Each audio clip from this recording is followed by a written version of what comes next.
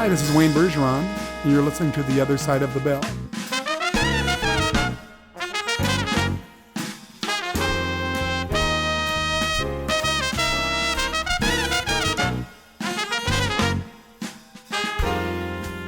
Hello, and welcome to The Other Side of the Bell, a podcast dedicated to everything trumpet, brought to you by Bob Reeves Brass. We'll help you take your trumpet playing to the next level. I'm John Snell, trumpet specialist here at Bob Reeves Brass, and I'll be your host for this episode. My special guest today is trumpeter Sal Cracchiolo. Sal will join me here in a moment to talk about his life and a very cool trumpet event happening here in Southern California that you won't want to miss, so stay tuned. First, let's have a word from our sponsor and some trumpet news. Today's episode is brought to you by Bob Reeves Brass, who share your passion for creating extraordinary music. You know that feeling when your instrument just clicks and the music flows effortlessly? That's what Bob Reeves Brass has been helping customers do since 1968. We've helped brass musicians like you achieve their dreams by ensuring their equipment is always in perfect harmony. We know you want to immerse yourself in the art of music making, and we're here to remove any barriers between you and your creative vision. At Bob Reeves Brass, we work closely with you to understand your unique needs and provide tailored solutions like valve alignments, custom-fit mouthpieces from our extensive stock models or a hand-carved custom mouthpiece, gap adjustments with the Reeves sleeve system, or even tweaking your existing gear. No matter your level of experience, we offer free consultations and serve musicians from all walks of life.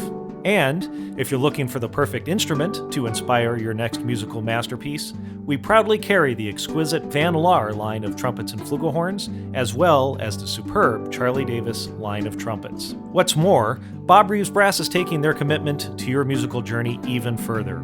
We're now offering a carefully curated collection of top-notch products designed specifically for brass musicians.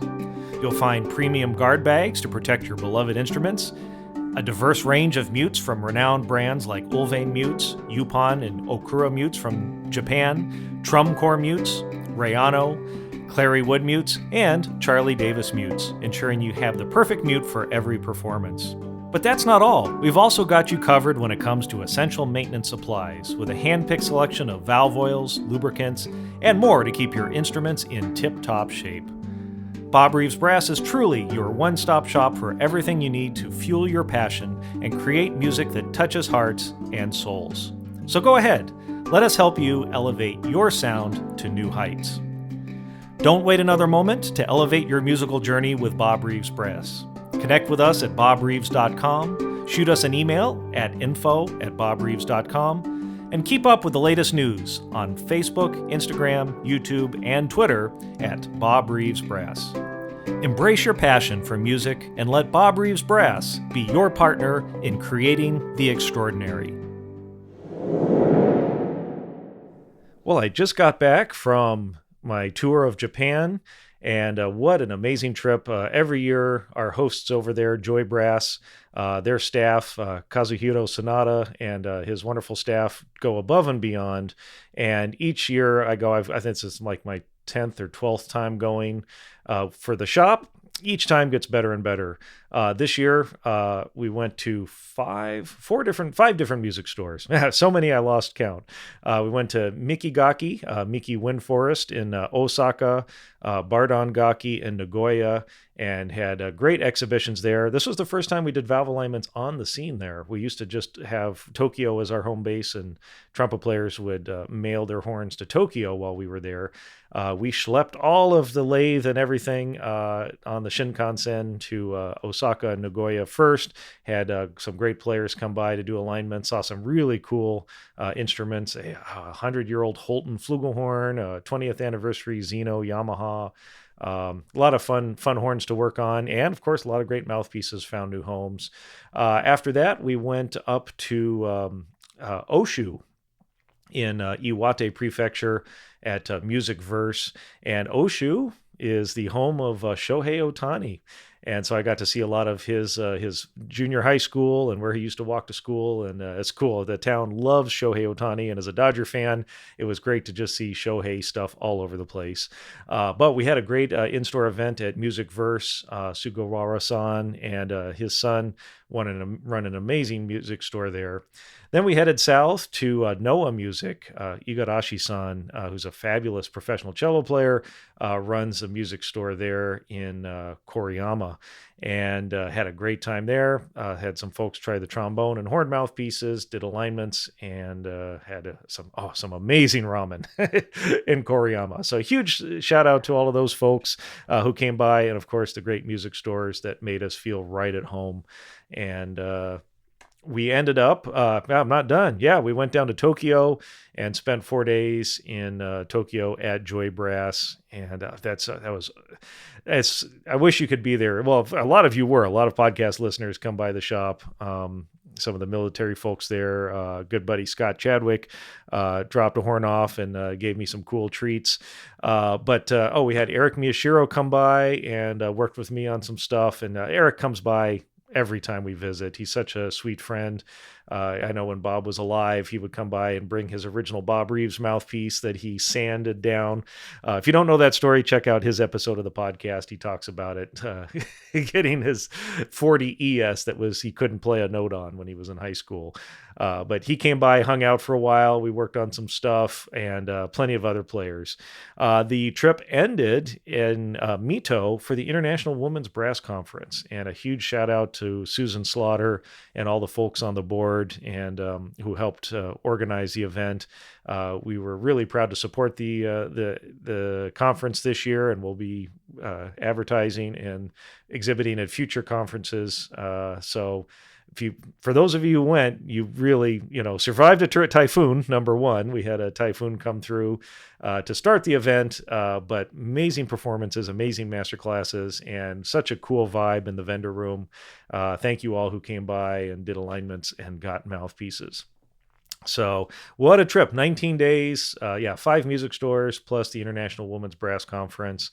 And I think the jet lag is finally subsiding. It's been a little over a week here.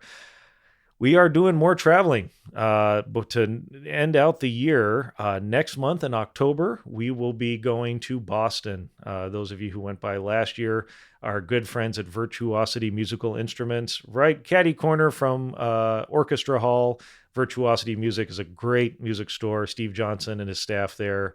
Lou doing the repairs and a great longtime customer of ours. Again, everywhere we go, it feels like home. I absolutely love it. That's why we travel so much. So the dates for that, October 11th and 12th, Friday and Saturday, I will be in store doing valve alignments. We will have a huge display of trumpet, trombone, and horn mouthpieces. So don't miss it. If you want a valve alignment, please go ahead and contact Virtuosity and get on the calendar. Because last year we sold out.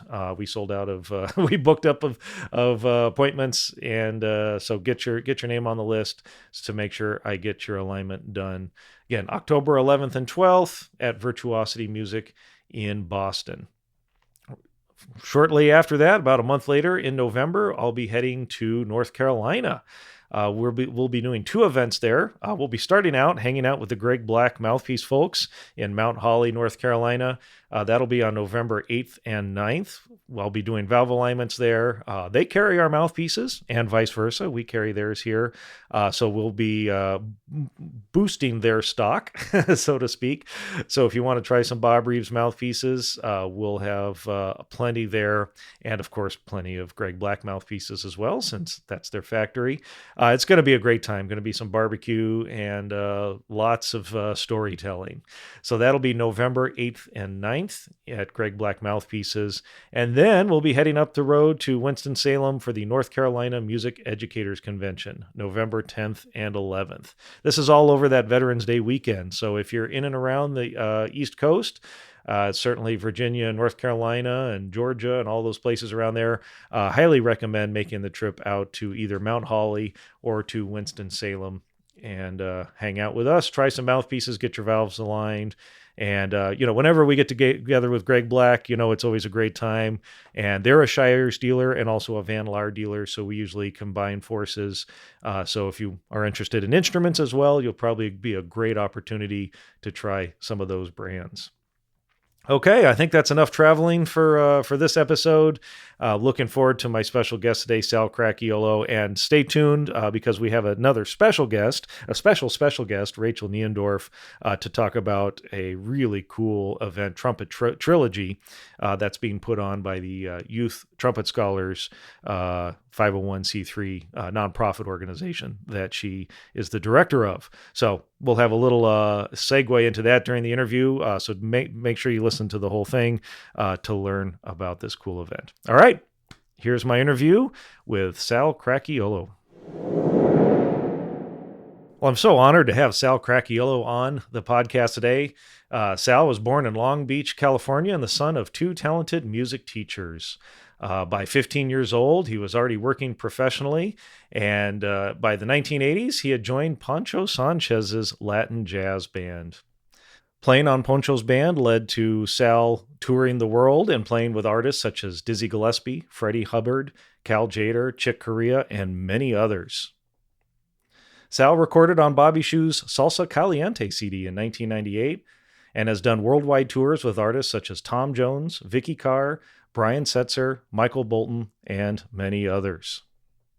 Sal joins us today to talk about his life playing trumpet and a very cool event he's taking part in shortly, the Trumpet Trilogy event put on by the Youth Trumpet Scholars. So towards the end of the interview, we're going to talk about that, so make sure you tune in and listen. And we have Rachel Niendorf sitting in the wings of the Bob Reeves Brass virtual studio to help talk about that event. So without further ado, here's my interview with Sal Cracchiolo. All right, I'm so excited to have on the other side of the bell, Sal Cracchiolo. Sal, how you doing this morning? Hey, coffee is my friend. Well, likewise, I got mine. Let's see how many cups we can get through in an interview. I'd like to start right from the beginning. I mean, you've had such a long career. We got a lot to cover, but I always like to start, did the trumpet find you or did you search out the trumpet? What did that look like? Well, my parents, my mother was actually my very first trumpet teacher, and my father made his living, no joke, no laughing, by teaching accordion and piano, and he was one great accordionist. Mm-hmm. And when I was 4 years old, my father put me on the piano, and I learned how to read music and solfeggio when I was 4 years old. So I learned how to read music before the alphabet. Wow! Oh, so you started real early. Yeah, and there was always, but the piano didn't stick. The accordion really did not stick, and it was, but there was always music in the house. My parents. I'm from Long Beach, California, and they had the Long Beach Municipal Band, and they did like 3 gigs, and I think it's still going on. But I never played in that group. But they had all these concerts all over Long Beach, and my mom would take us there, and like the Long Beach Symphony with Freddie Grove Faye, the Grand Canyon Suite, and she goes, "Oh, go up to uh, Mr. Freddie Grove Faye and introduce yourself. Tell me you're a trumpet player." And it was just like, there was always music in the house. And so those instruments didn't take. In the third grade, I started playing violin. That did not stick. I didn't have that left hand thing. And but there was like two sixth graders across from me, and they both played trumpet. And it's, looking back, just pure beginners, but the sound of the trumpet I loved. Really? Back then, I go, wow, that sounds just great. But so I didn't really, so the violin quit. Then in about 10 years old, drums for about a year. My folks got me a drum set, and, it was fun, but that didn't really stick. When I was 12 years old, I believe I was going into the 8th grade. And my mom came home. She was giving me a little haircut with a buzz cut, and said, "You're going back to summer school. Are you going to take wood shop again?" I said, "No, Mom, I'm not." "What are you going to take?" I go, "I want to take music appreciation and band." She goes, "Well, what are you going to play?" I go, Mom, I saw there's a trombone in there in the closet. and it was like, and I said, trombone. I said, no, I want to play the trumpet. She said, really, go get it. And it's my little trumpet. I still have it. It's almost 100 years old, a Con 22B. And I found out that that's what Miles played in the beginning. And so I got the So, trumpet out, and she said, okay, this is C, this is D, E, F, G, A, B, C. And she goes, the trumpet's really easy. wow, So, what a so, start. so she goes, put the mouthpiece right here, put it a little higher up, put it right in the middle, but does it feel comfortable right there? Okay, now always put it in the same spot, and just take a big breath and blow. And I just loved it. And I grew up in Long Beach, right next to the ghetto. And so it was a rough neighborhood. And my parents put me in to school early because but anyway, I just loved the trumpet. So I was always inside playing. In fact, I believe I went to the same elementary school as Snoop Dogg, but I'm older than Snoop. But it was like I never had any problems. It was, it was great. Oh, so, I mean, did your mother have any brass background, or how did she know, Well, how to start you? she came from a real poor family back in Flint, Michigan. But when she went to Wayne State University, same as Claire Fisher before Claire. But she actually played second trombone in the Detroit Women's Symphony. And Wow. when she went to Wayne State, my dad had come back from World War II, and he was standing in line to get the baritone horns, and there was this attractive young lady right behind her. Said, "Hey, why don't you get cuts in front of me?" And my dad said, "She got the last brand new euphonium." Because she got And to cut. yeah, so that's how we met. But there was always music in the house, and Oh, I wow. just gravitated it. And so I went back to Long Beach Municipal Band. She went up to the lead trumpet player and said, "My boy plays trumpet, and I want him to study with you. Are you giving lessons?" He goes, "I've got too many students." He goes, "But our second trumpet player, Norton Maltz, he's a wonderful teacher and player, and he lives. We found out he lived about 10 miles from us, and so I started taking lessons. I got lucky on this one. So I took lessons for about 6 weeks, and he said, "Is your mom out in the car reading?" My mom was a reader, Hmm. and so I said, "Yeah." He goes, "Go get her. I want to talk to her." And I got scared. You got that, in the pit of your stomach. So I go out and said, "Mom, Mr. Maltz wants to talk to you. Did you practice?" I go, "Yeah." So we go inside. He goes, "Mrs. Cracchiolo, I can't teach your son anymore." And she says, "Why? All he does is practice that trumpet all the time." Well, that's the problem. He needs a better teacher. And I've got two guys in mind. And so one guy was down in Irvine, so that was about 47 minutes away from our house in Long Beach.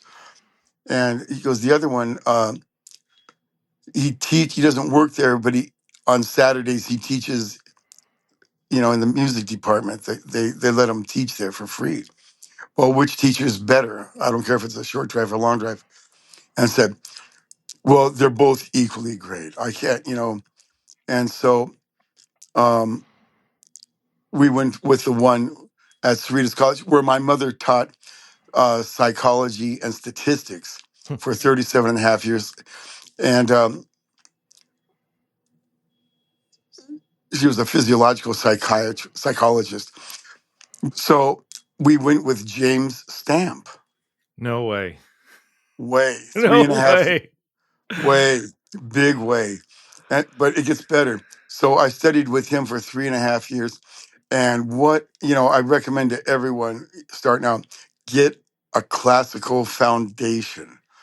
And it was like just amazing. But I'm not kidding. The other teacher Hmm.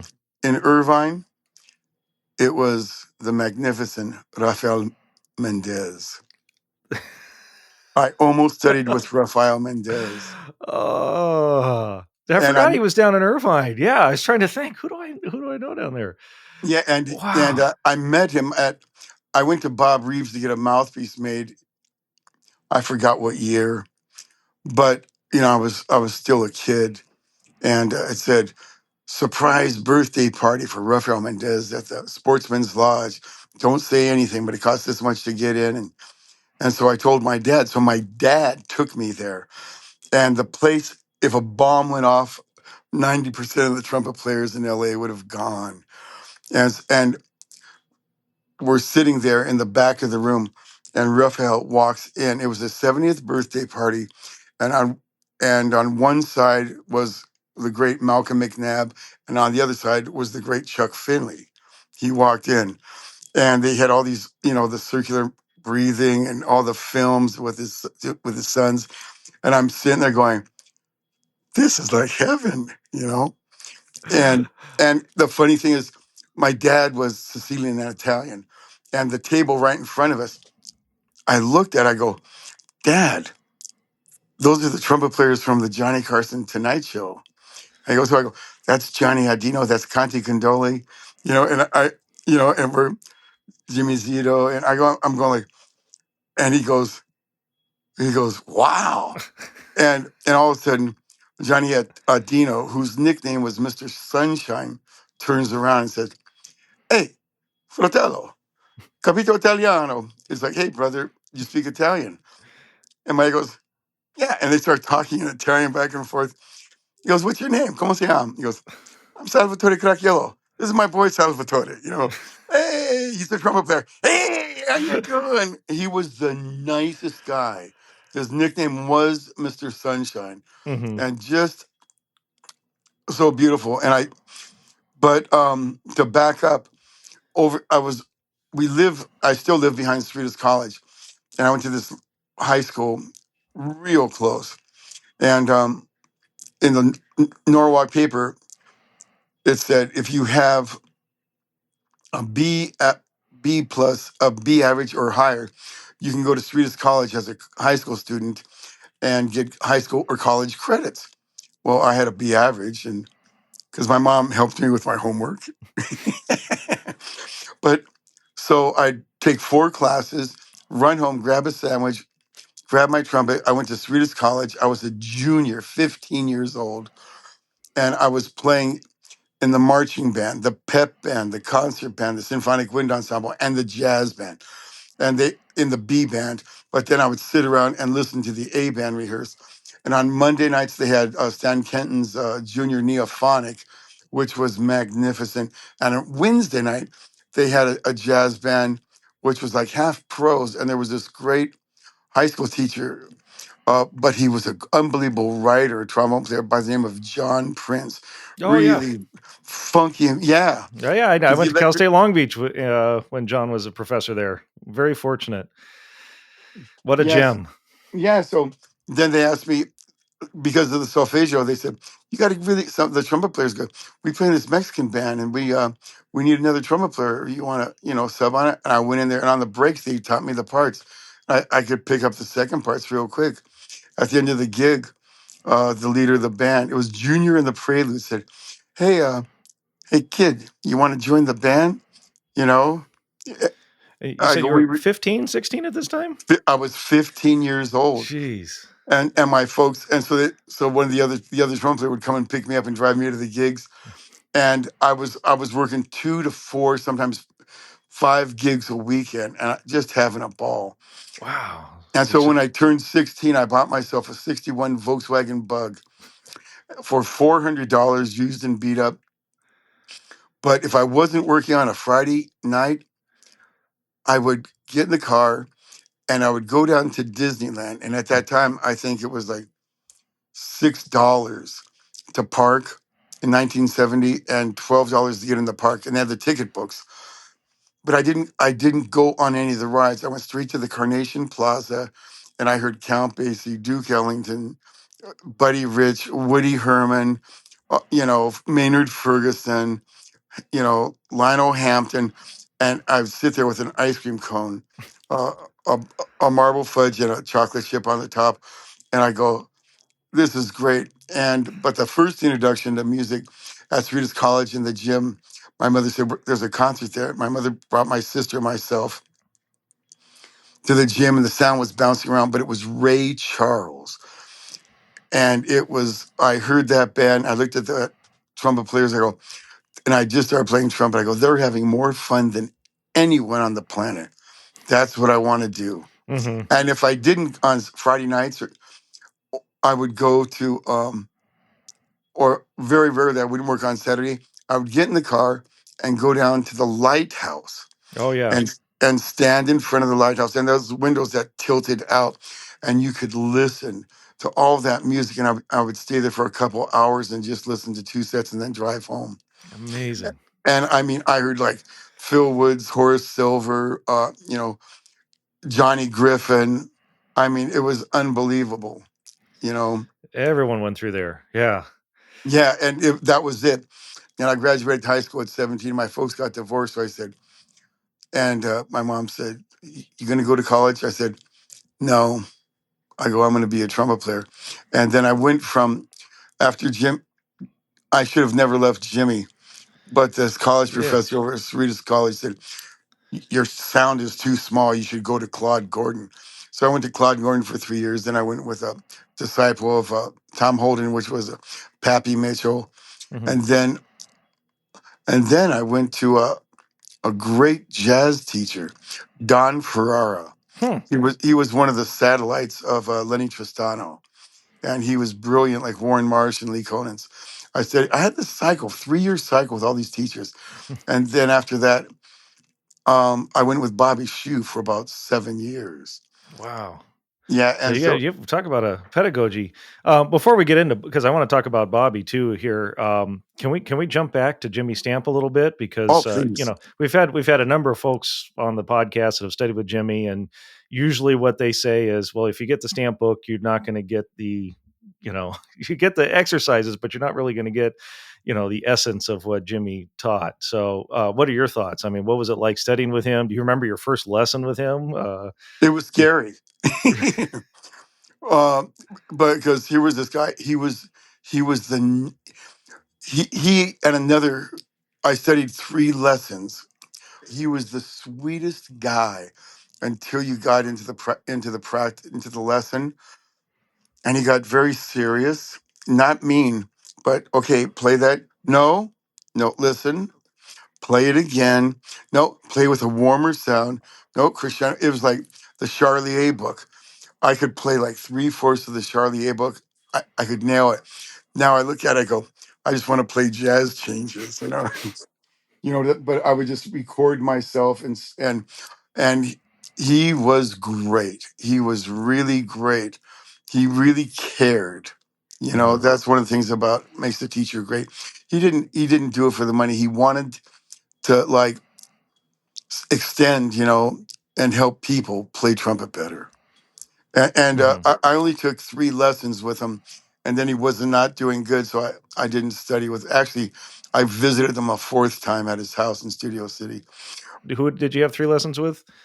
I had 3 lessons with Yuan Racy, Ah, Yuan. Okay, sorry. and he was the nicest guy. But like Jimmy, once that door closed, it was like, nope, you can do it better. Play it again. Nope, listen, play it again. There you go. Come on, come on. Very demanding. That's it. Yeah. But he was I mean, just the sweetest cat I ever met in my life. Mhm. And he didn't play the trumpet. Then I asked him, I go, why did you quit playing? He goes, I got tired. That's Hmm. why he left the studio. Hmm. He goes, I got tired. And I still, I have it recorded on DirecTV, but, Chinatown. And not to Yeah. watch the movie, just to hear him play, Mhm. you know?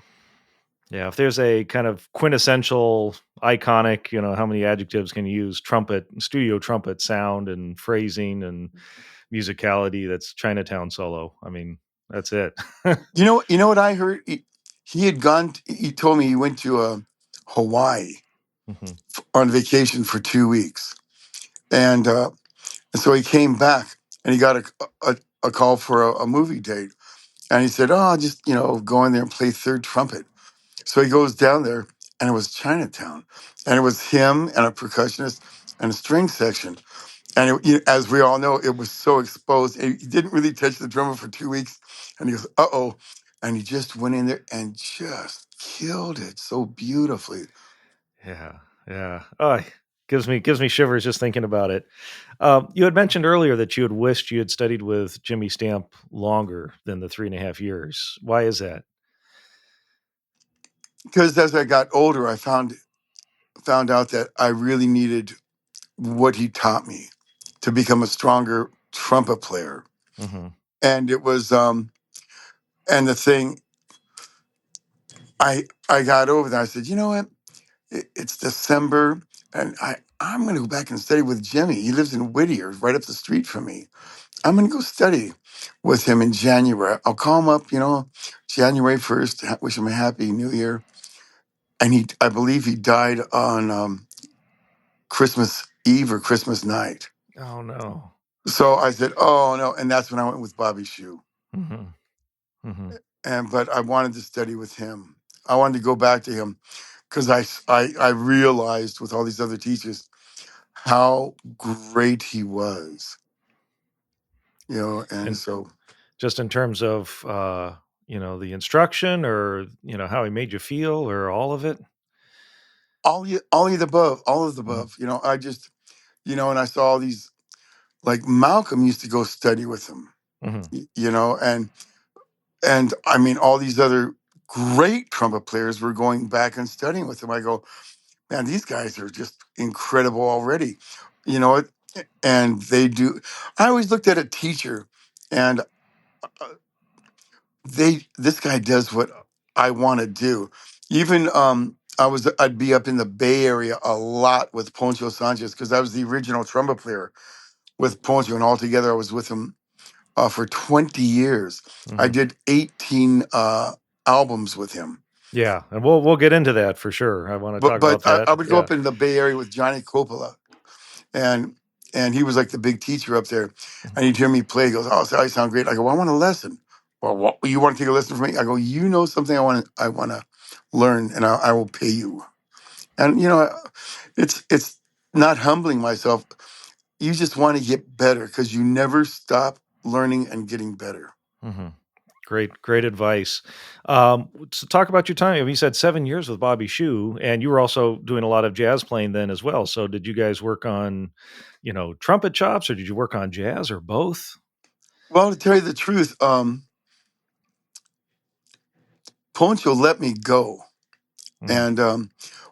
and the first time when the band was first starting out, I was in the band for 3 years, and then he let me go because he fired me 10 days before we were supposed to play the Monterey Jazz Festival in 1980, and it broke my heart. But I got over it, and I said, I'm going to practice. So I started taking every gig I could, and Poncho let me go. So I was doing all these salsa gigs and R&B gigs, and I could practice. I would go like 2, 4. I had this one gig on Saturday night, 5 sets, and then I'd get up in the morning, and I would practice 3 hours, and like I started at 11, and by 2 o'clock I would like stop 2:30. I'd stop. Use and I found out that when my chops were up, I could rest 5 hours before the gig, Hmm. and then just kind of buzz and flutter a little on the mouthpiece. And then I go on the gig, and I was young and strong, and my chops are bam. But I did that for 3 years, and Poncho heard me playing with Victor Pantoja, his band Azteca too. So I was playing Tom Harold's parts, not like Tom, but it was just so fun to make that music.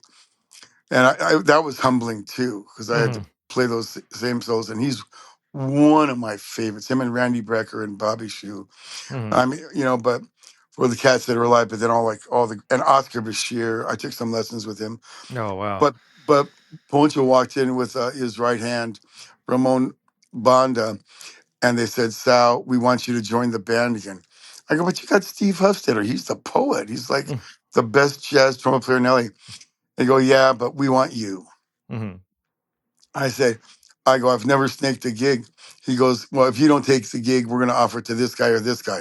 I go, "I'm in." And so Well, then there you go. so there you go. Yeah. So that was a few years that, you were on break for a few years and then hopped right back on. And dedicated my life.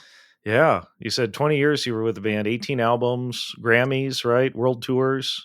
Well, it was one Grammy. Poncho's only Uh-huh. won one Grammy, but it was unbelievable time because we were all kids. And the first gigs, they were like $5 a gig, for 2 sets all over Orange County and Long Beach. And the band just got better, and a lot of the cats had day gigs. And then all of a sudden, it just started happening. They all quit their day gigs, and it was a magical moment. It really Yeah. was. Yeah. What's that? Tell me, you have to have some road stories. I mean, you guys were all over. It was a highlight to play with Poncho. We were the opening act for Tito Puente at Carnegie Hall twice. What an honor. That was, and I wasn't nervous. I'm like, a little, you know, dumb kid, and the band was smoking. We opened up for Tito, I don't know, almost 30 times across the nation and in Puerto Rico, and they were smoking. Mm-hmm. It was almost like a battle of the bands, but with love, and everyone Did just you get to wanted. know the guys? Oh I'm trying to yeah. think who his trumpet player was. Bob always used to talk about him. One was Pito Rodriguez. One was Yeah. what's his name? Ray Vega. Ray Vega. Yeah. And And there Pete. was Yeah. Pete's what I was thinking about. Yeah, Yeah. and I forgot the guy that was for that real good Puerto Rican trumpet player, but he quit and became a guard at a prison in New York. Well, those guys were smoking. The band, everybody. Yeah. It was great. In fact, they asked me to play on the movie Mambo Kings. I said, and Poncho had a bunch of gigs. I go, I couldn't do it. I was always loyal to bands. Mm-hmm. I turned it down, and but I got to play on the soundtrack.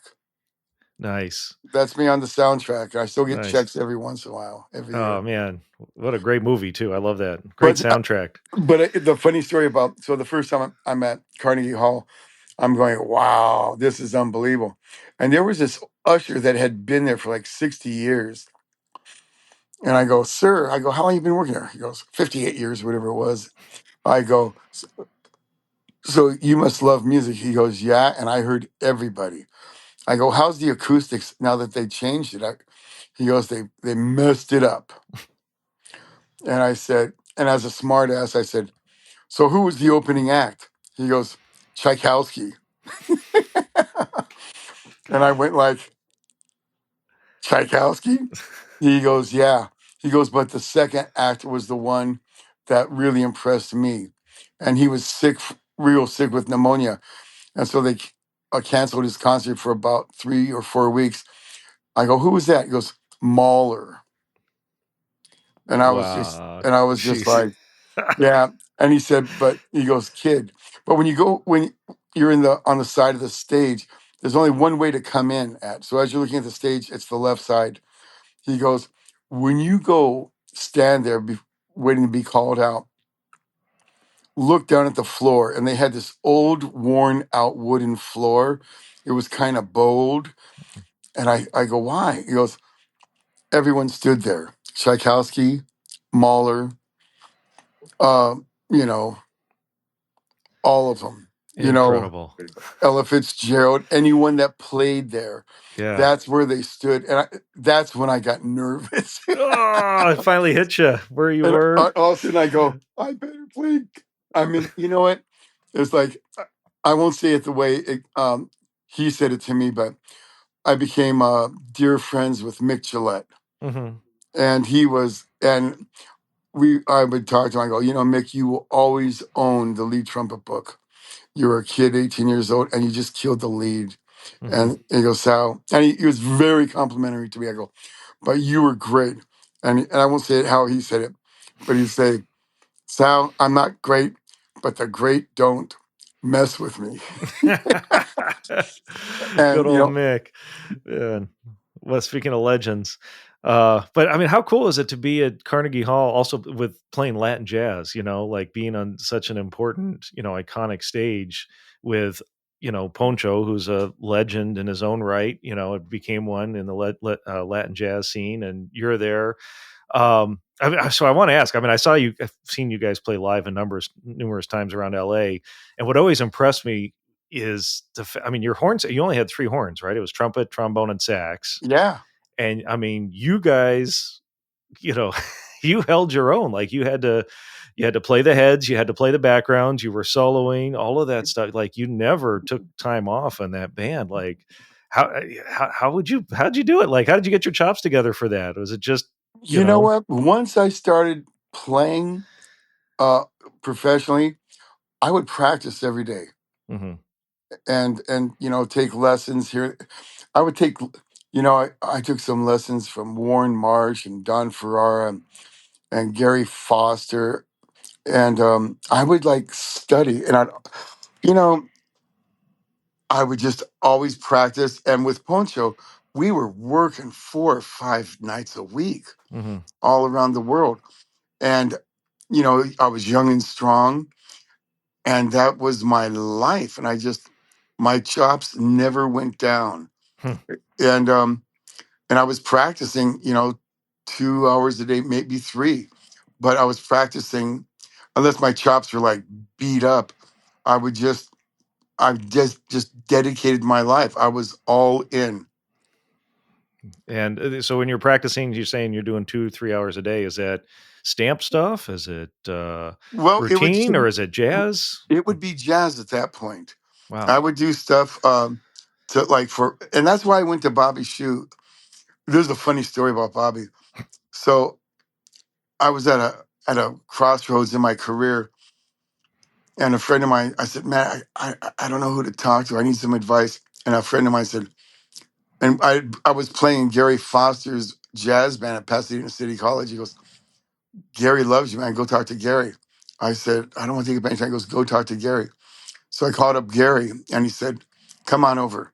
So I went over to Gary's house, and after my parents, my two biggest mentors were my mother and father. But Hmm. then it's Bobby Shue and Gary Foster. And so I told him I need to talk to you. He goes, "Come over." And so he was so great. I went over to his house. He goes, "Sal, what's going on?" I said, "I don't know which way to go in my career, you know?" And he said, "You can only have one, but do you like, have you ever had Spanish brandy?" I said, "No." So he went and he got me a nice pour, and we sat down, and he says, "What do you want to do?" I said, "Well, I want to play jazz trumpet." And he said, "Well, you know what? You're going to have to really dedicate yourself." And, um, and, and I said, "Yeah," but he said, and he went over and he played the best of Charlie Parker, Dizzy Gillespie, Miles, Freddie Hubbard, Chet Baker, Charlie Parker, Coltrane, Stan Getz. And then he goes, "These are some of my favorite composers." And he put Bach on and, you know, Tchaikovsky and Brahms. And I'm like, tears are coming down. The music was so warm and touching. And we just sat there and talked about life and music. And that was a pivotal moment in my time. And after that, I thought, well, I'm willing to take my whole career. I never wanted to go into the studio. I Hmm. never wanted to go into the pit. I never wanted to play in the symphony. I wanted to play music I loved. And so at a very early age, I was ready to take the vow of poverty to play music I loved. And so I kept hearing, we got this unbelievably great jazz station. It used to be KLON, now it's K Jazz over in Hmm. Long Beach State University.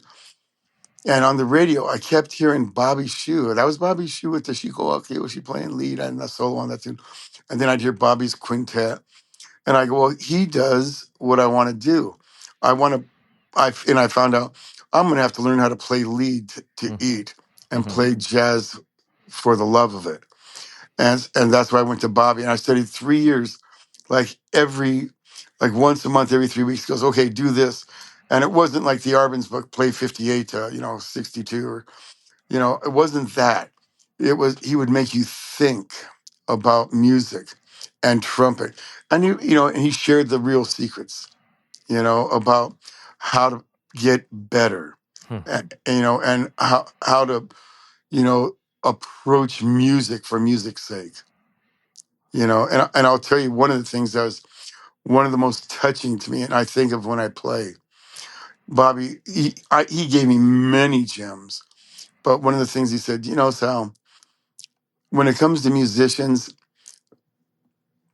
this is basically it, especially as soloists. You play to impress people or you play to touch people. I play to touch people, the human emotion. And that's how I think of it. You know? Gorgeous. Gorgeous. Absolutely beautiful. It reminds me of a story here. Last time I saw Bobby at an ITG, he was one of the featured performers and he caught Bob Reeves and myself in the hallway. And he said, I hope you guys are going to come to my recital later. There's going to be three things you're not going to hear: high notes, fast fingers, and double and triple tonguing. He said there's enough of that out there. And I was like, I'm just playing standards. I'm just playing ballads. And I'll bet you $100 you're not going to hear any high notes or fast fingers or double tonguing. It's just going to be music. And he was right. We went to his performance and he actually opened with that and said, if you're here to hear this, please exit the doors to your left. So. Yeah, I was just over at the Atelier over in a couple months ago at Yamaha, and Bob Malone was there, and we were talking. He goes, "Hey, let's call Bobby up."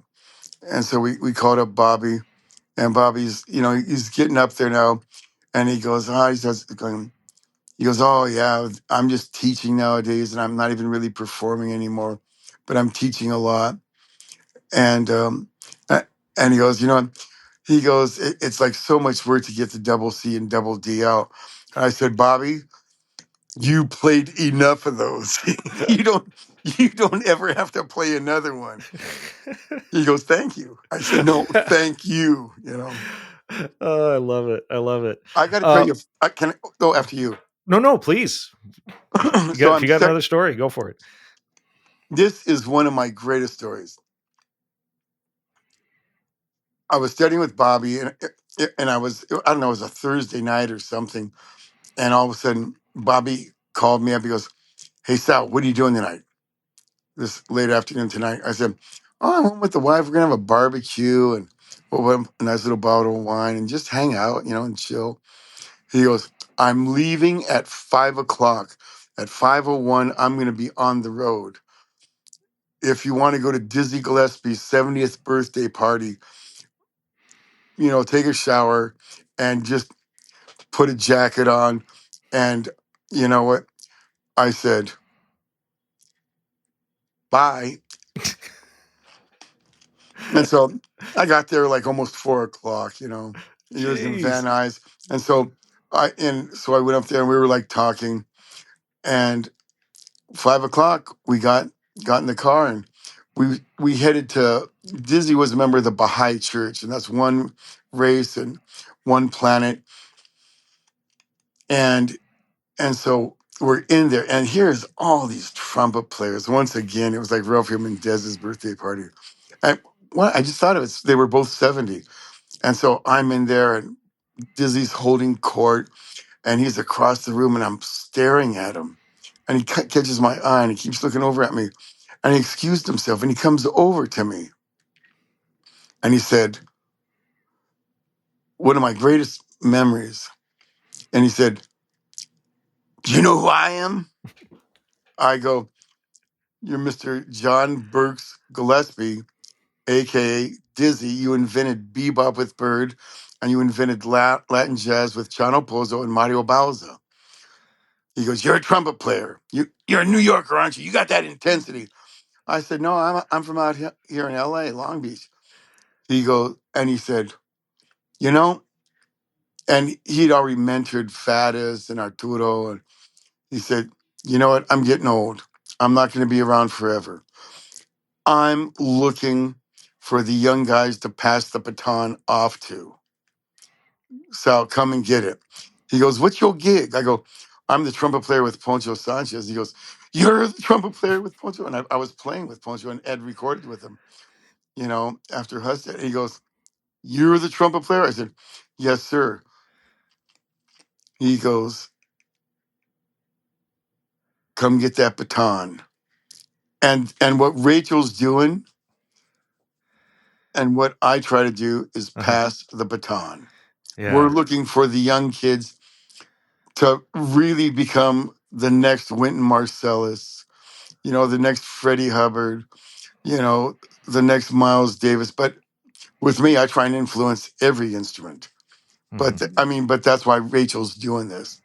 Yeah, well, and that's a good segue. So we have a special guest with us, Rachel Niendorf, to talk about. She's with Youth Trumpet Scholars, and there's an event coming up, the Trumpet Trilogy, that Sal, actually, you're going to be taking part in. So, Rachel, you're on the line here. You want to talk to us a little bit about that? Yeah, well, first of all, thank you for having me on. You can just call me Rachel, it's fine. And I'm sort of taking notes and listening to Sal talk. And how much time do I have? As much as you want. It's internet time.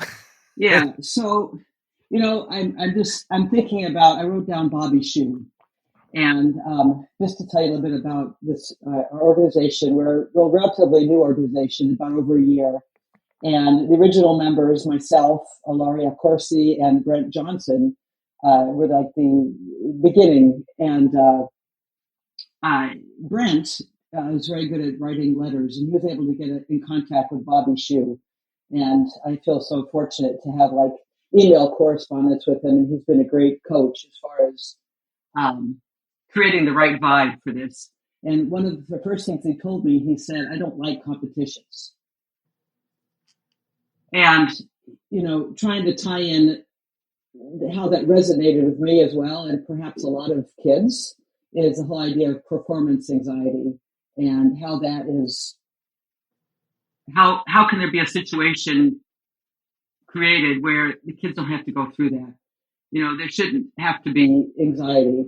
So anyhow, he said, no competitions, and I totally agreed. And this is a non-competitive organization, and that all the students that have applied, and it's opened up to kids all over Southern California, is that all we ask is that they, submit some music that's their favorite music, and that it's a free event. So the kids pay nothing; everything is paid for. But the only request is that once they commit, they follow through, and that's what we want. We want kids that are there fully and ready to go. And so anyhow, so just to make sure, so the event, the Trumpet Trilogy event, it's two parts, right? There's the masterclass and clinic day, and then kind of the capped off with the performance, right? With the three, right. Which, Sal, you're taking part in the clinic portion of it, and Yes. and then you have a whole roster of trumpet players taking part, and then the trilogy, correct me if I'm wrong, is Wayne Bergeron, Andrea Giuffretti, and Alex Sipiagin, right? Right, that's correct. That's right. So yes, it's a 2-day event. It's on September 21st and 22nd. So it's coming up real quick. Day one will be at Woodbridge High School in Irvine, and we've got a day that's just packed full of good stuff. The kids are going to be there bright and early at 7:30. We have master clinics in the morning with Sal, with Mike Vax, with Nick Mondello, and we have and one thing to sort of go along with this whole, I don't know what to call it, but creating a space for boys and girls to be there fully. We're going to for the clinics. The clinicians are all going to be paired with members of the Diva Jazz Orchestra. So the Diva Jazz Orchestra are coming in from New York with 5, amazing trumpet players, and each clinician will have a diva with them to kind of balance that, to encourage participation from all the kids, because that's what we want them to do, is just totally, leave each clinic feeling empowered. Mm-hmm. So the morning will be clinics, lunch, and then the afternoon will be master classes with Wayne, Andrea, and Alex. And then in the evening, they'll have an opportunity to watch a professional rehearsal. It's the first time they're going to come together. The Trumpet Trilogy, who, by the way, this is a brand new combination of trumpet players, and they're called the Trumpet Trilogy, and they're going to be performing, among other things, they're going to be performing a new and original music that's in the process of being composed by Gordon Goodwin. Wow. Couldn't get any bigger names, could you? Yeah. And the cool thing that what Gordon's going to do is he's going to integrate the 3 different styles of these 3 trumpet players. But since we're trying to bring kids in, and so he's going to, let me back up a little bit. And I don't know if I can mention this on air, but have you seen the movie Inside Out, that animation? So it's got 1 and 2, and basically, it's an animation, and this girl who's got all these emotions in her head, and part 2 is where she becomes a teenager, and so she has joy is the overarching emotion, but there's disgust, and there's embarrassment, and there's ennui, which is like boredom. So all these emotions. So Gordon is trying to will integrate the different emotions of a teenager. And his original comment when we talked about this, he said it's going to be a little dark, and of course, we don't want this. We want this to be upbeat and uplifting. So, I guess the message here in the music is that, we all go through these times, right? These emotions that to bring us back up to enlightenment, to bring us back up to joy or whatever. So the music is, I can't wait to hear it, but it's going to be influenced by that. And that sounds incredible. And what a perfect way to, reminds me, Sal, were you talking about, hanging outside of the lighthouse, or, going to hear big bands at the, Carnation Plaza at Disneyland. I mean, here you are impacting the whole, new generation, passing the torch, so to speak, to a whole new generation of, youth, that may not, hear the Diva Jazz Orchestra or hear the, hear trumpet players like that. So that's absolutely amazing. And with specially written music, that hopefully, it sounds like, will emotionally connect with them as well. Jeez. Yeah. Well, thank you. And I guess this is the challenge right now. We're a brand new organization, and we have an amazing team, and we're just on fire. Mm-hmm. Everyone's doing a different part, and we're 4 weeks out. And I think part of the challenge is just getting the word out. Mm-hmm. We need support.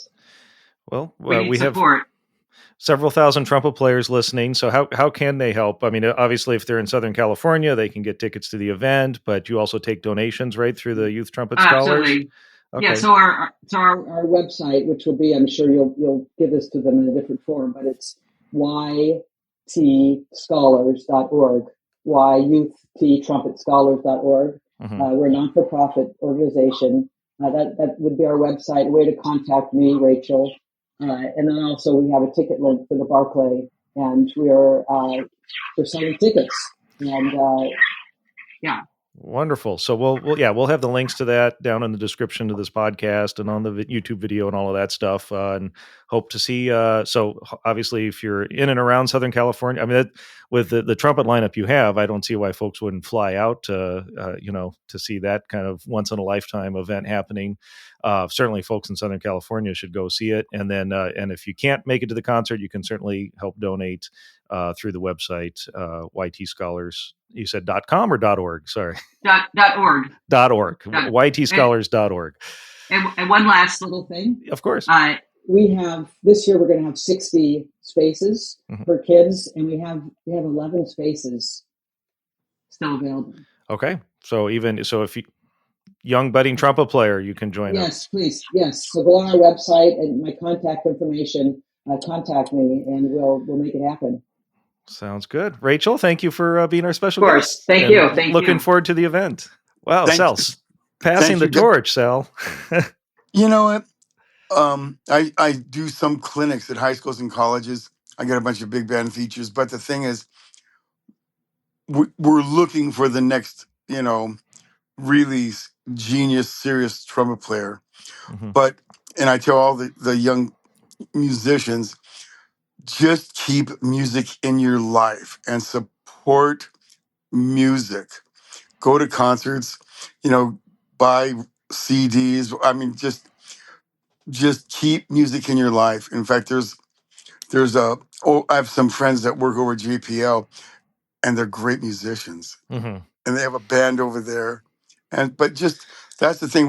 Rachel wants to make the world a better place for music through trumpet, and so that's why I'm honored to be a part of it. That's awesome. It's so cool, and hope folks will help support or show up or both. Before we wrap up here, Sal, I want to talk about your years on Tower of Power. How did that come about? How did you get on the band? Well, I played with a Greg Adams band here in LA, Bay City Soul, for like a year and a half. And then I was just working, and then I stopped, but I got the second trumpet player, Adolfo Acosta, great human being, a great trumpet player. And he said, Sal, you want to audition? I go, really? I go, sure. I go, where's the audition? He goes, Vancouver, Canada. I go, I'll get together with you and I'll go over the book. And I said, how many days do I have? 4. To learn how many charts? Like, I mean, they have an hour and a half set, something like that. It is a nonstop 90 minutes. Yeah. And I said, well, are we going to split the lead? He goes, no. I said, well, you played lead on Maynard's band for 2.5 years, and you were lead player at the 1 o'clock band in North Texas State. He goes, no, I'm the soloist, and you're the lead trumpet player.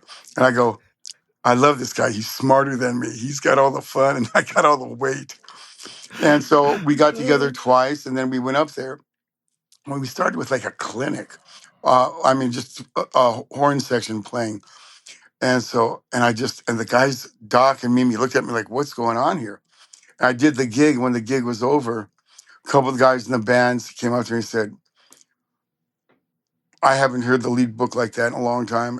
And all of a sudden I was like having a beer with Adolfo at this casino in Vancouver. And all of a sudden, here comes Garibaldi and Roger Smith, the organ player, and Jack Hyland, who was the greatest road manager I ever met.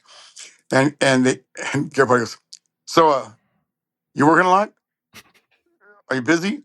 Uh, is your wife okay with you traveling? I go, well, how much you travel? I go, 200 plus days a year, about 180, 190 shows a year. Ooh. And I went like, wow. Yeah, I go, well, yeah, I'm interested, but, and once again, I go, I never snaked anyone's gig. They said, no, we want you. Are you going down the list? Yeah, if you don't take it, we're going, but you're the first call we're making. I said, let's do it. And that's how I got the gig. Ooh, and how you were on the band for quite a while, right? I saw you probably 5 or 6 times. I started playing the lead trumpet book June 3rd of 2010. And it was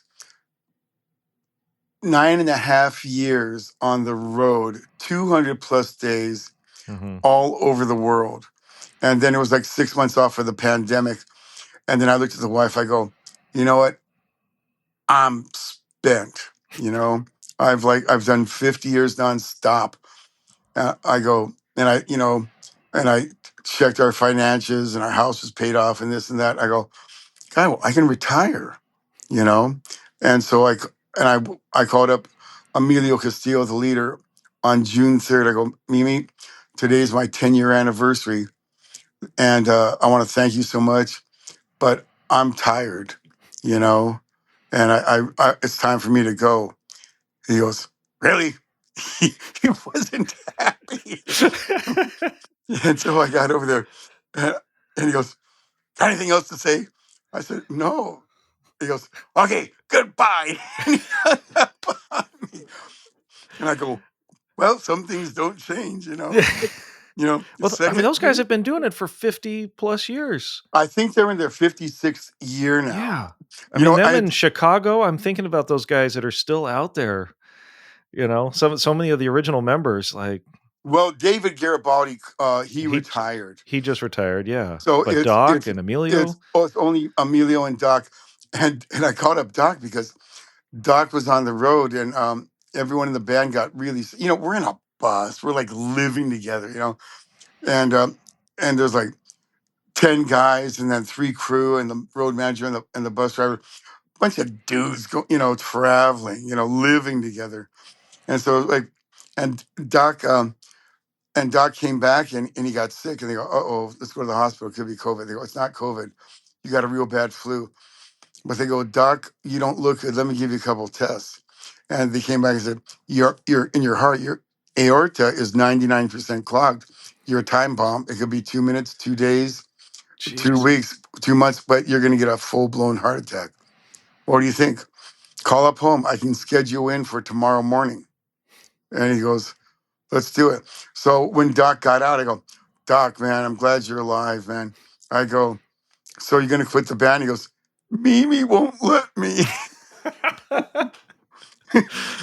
I go, Doc, you've written 70% of all those songs. I know you got some, serious paper royalties coming in. He goes, yeah, but Mimi won't let me. I go, your wife's like a hairstylist for the movies. She makes 6 figures a year. And he goes, I don't think she wants me home. Oh, the truth comes out. I love it. I mean, I can't. Can you imagine? I mean, how many times have those guys played What Is Hip, and you're still a young man? I mean, you know what? I did it over 1,000 times. Yeah. And I only chipped it twice. I never blew it. I never took it down an octave, but twice I went, ba-da-da-da, and plus, but when after that first gig, they looked at me and go, how do you know our music? You only rehearsed with Adolfo 2 days. How do you know our music? I go, 1970, I started playing in garage bands when I wasn't playing with that Mexican band. And that was the beginning of the Poncho Sanchez Latin Jazz Band. Mhm. Almost all the cats were from Norwalk, where I still live, and we played, Young Man, What Is Hip, Soul, Soul Funkified, Vaccination, all Soul those, Vaccination, yeah. all of them, And they go, I've been waiting for this call. I've been practicing for since 1970, And they were like, and so yeah, it was like 9.5 years on the road, and you know what? The band smoked every night. It was like that's the astounding thing. And people see them on stage and okay, they're getting paid well, and they're playing for thousands of people, but they've done that thousands, if not tens of thousands of times. And to go and hear them play, and they still have that energy like they're playing it in 1971, is incredible. Well, there's 2 reasons. I mean, what? It's like music. Music to me is my religion. It's like, to me, when the magic happens, that's going to church. And, that's why you put up with the traveling, being away from, your loved ones. And the other reason is all of us here, and all the musicians around the world, we have that nasty habit of wanting to pay the bills and eat. So you better play good. Because I would go to the gigs, and sometimes the trumpet players would come up to me after, you got my gig. I go, excuse me? You got my gig. I go, what's your name? So-and-so. I go, I never heard of you. I go, there's Emilio Castillo. Go talk to him. Leave me alone. I love it. I love it. One other thing, so I want to mention, because I think I saw you guys together. Mick Gillette joined the band briefly again, right? Before he passed. Didn't he sit in with you guys or play with you for a little stint? I got to stand next to him one time, and he owned that trumpet book. He really did. He was just a natural. He was a natural, just like Bobby Shue and Chuck Finley. And both Chuck and Bobby play trombone excellently. And that's the thing. And Mick could pick up the bone and play a pedal like it would knock your socks off, and then go right back to the horn and play a high F sharp. oh, he was amazing. He had this big, beautiful, fat sound and sizzle. The other great lead trumpet player I had the honor of playing with for 9 years. I was in the section and with Clayton Hamilton Jazz Orchestra. And sometimes the lead trumpet player couldn't make it, so they would slide me over to the lead chair. And so I'm sitting next to Snooky.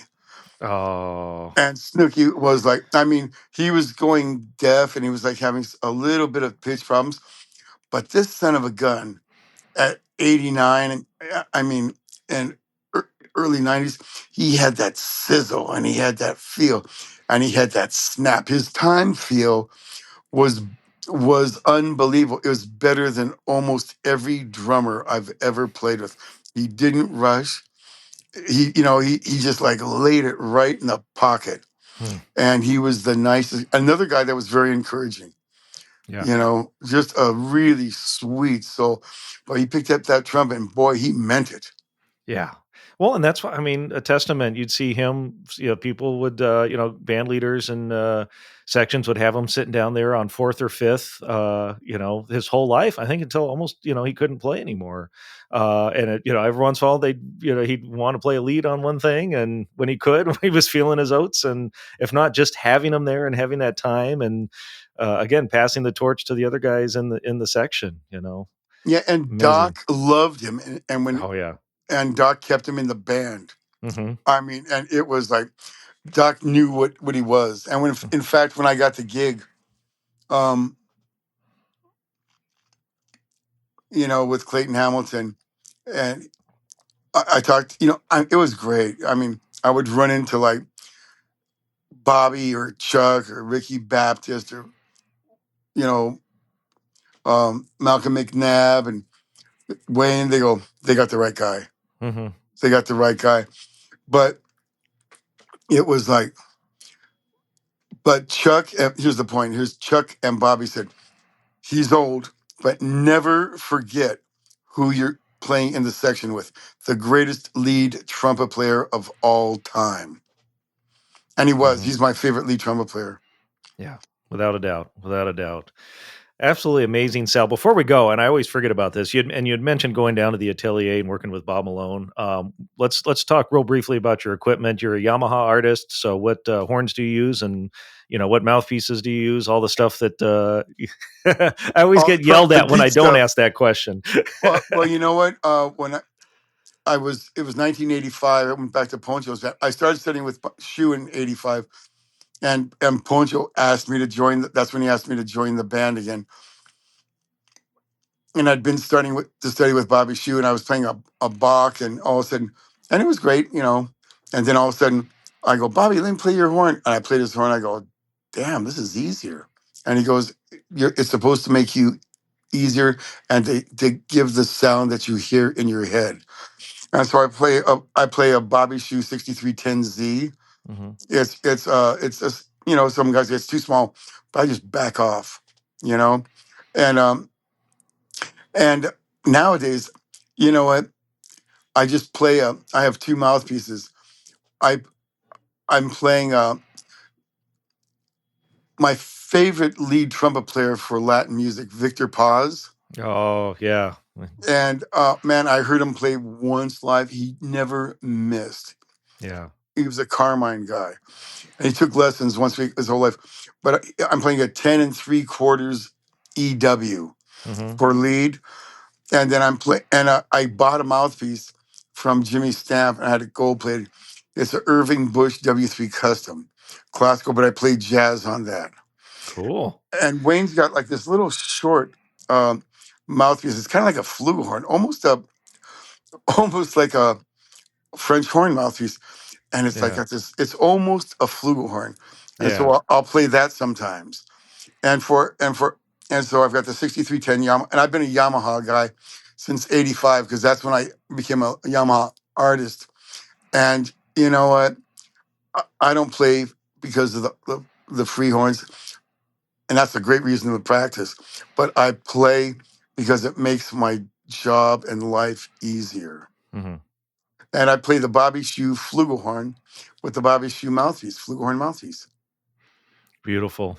Well, we make the folks on the internet happy talking about the geeky trumpets equipment stuff. Sal, absolutely pleasure to have you on here. All my buddies from Cal State Long Beach used to come up and used to cook meatballs for them, and I missed out. So we'll have to get together for some Sicilian meatballs at some point. You know what? If you're going to do something in life, just do it to your best of your ability. Mm-hmm. And my nonna, my grandmother, was from Naples, Italy. I'm not as good as her, but I got the recipe, and I'm real close. and all three of you guys are welcome in my home anytime. My eggplant parmesan, I can't eat at Italian restaurants. There's some ones in Italy. There's some in New York and San Francisco. They're great. But to me, who the hell wants to spend, $30 on a plate of spaghetti and meatballs? For $30, I can feed 4 people and pull out a nice bottle of wine. Seriously, you guys are welcome in my home. Just give me a little, I just want to say, take care of your health, because right now I got a bunch of friends that I'm at the age I'm getting older, and they never took care of themselves. Don't drink, don't do drugs. I quit all that stupid crap 35 years ago, and I'm in good health. And I've got friends that are starting to circle the drain or drop off. Yeah. Because it's the most. You know what? The reason why I'm really doing this thing, because Rachel's making the world a better place, and we have to help each other. And thank you, Rachel. It's like you're doing something great for all of us. So if you can go to the concert, go. Bring your family, tell all your friends.